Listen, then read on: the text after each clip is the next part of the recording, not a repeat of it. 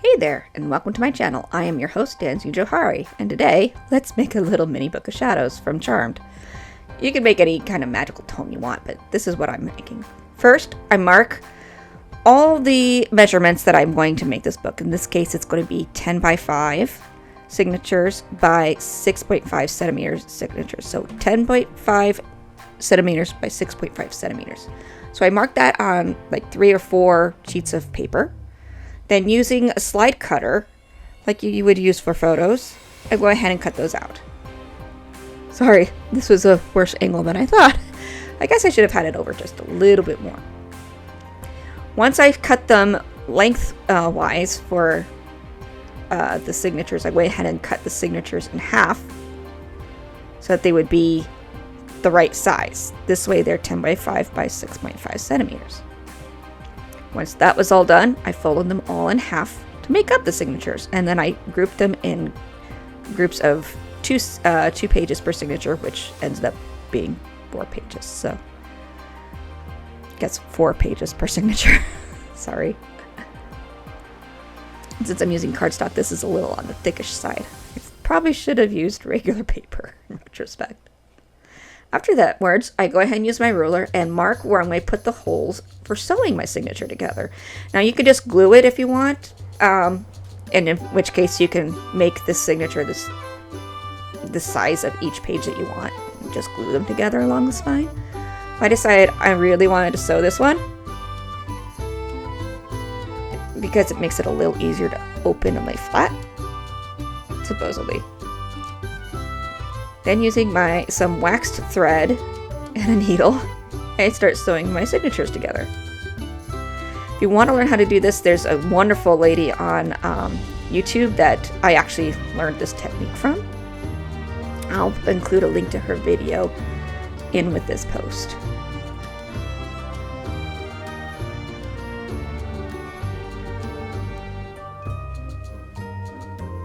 Then I sewed the other additional signatures to the first one. It's a bit of a process, and it's not something I'm going to explain very well. So let's just get to it. Once it's all sewn, I went ahead and glued the spine with a bit of paper along it, just for stability's sake. I didn't do a good job on this one. I'm having issues with it, but you know, it's a learning process, I think. I went ahead and used this pretty cardboard box from Kiara Sky because it was nice and pretty and pink inside. I don't know why. I was just feeling this particular cardboard. I didn't have a whole lot of boxes in the house at the time, and this one just seemed like to be the best one I could use. I went ahead and make the outside covers first, or cover pieces first. This isn't the full cover yet. And then I cut out a spine. I did end up trimming it down a little bit later and cut them just a titch too big.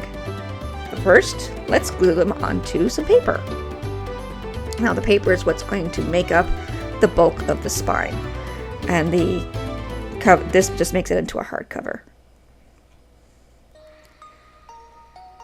It'll hold it together a little bit better. Or at least so I thought.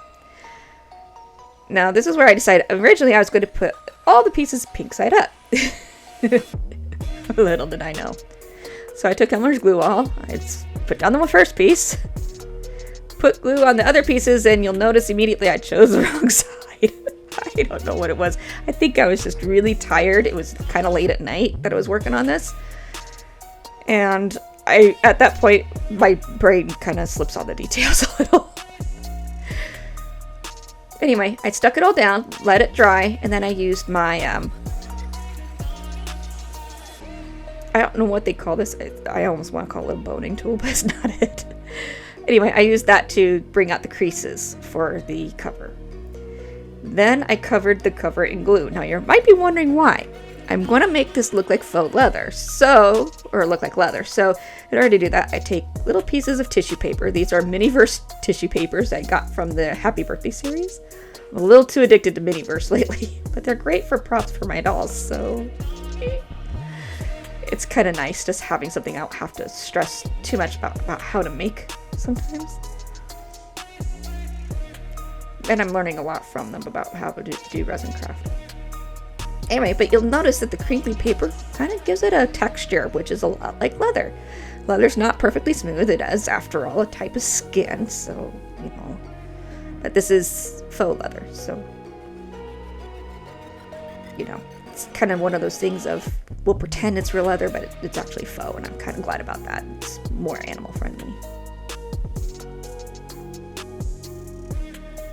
Once everything is covered and dry, I go ahead and cover the outside pages with glue and stick them to the inside of the cover. I pin them in place with a couple of clamps, or in the case of the other one, just one clamp because I only have 3. I need to find where I get some more, I guess. I have more somewhere, I just have to figure out where I stuck them. I recently moved my workshop downstairs, so it's a little bit of a work in progress still, but it's looking very nice. Much nicer than my last one was, which was my living room. Alright, while that dries, let's go ahead and print up some triquatras to go on the outside of this book. And then I took a piece of cardstock, and after I carefully trimmed off the excess paper, I glued it onto the cardstock and then trimmed that as well. The reason being, we want it to be a little bit raised around the triquatra on the cover.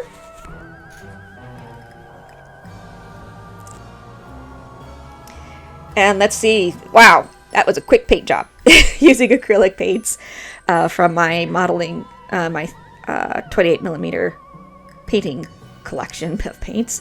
I go ahead and painted the spine, and once the cover, once it was all completely dry, I glued on the quadratra and let it dry.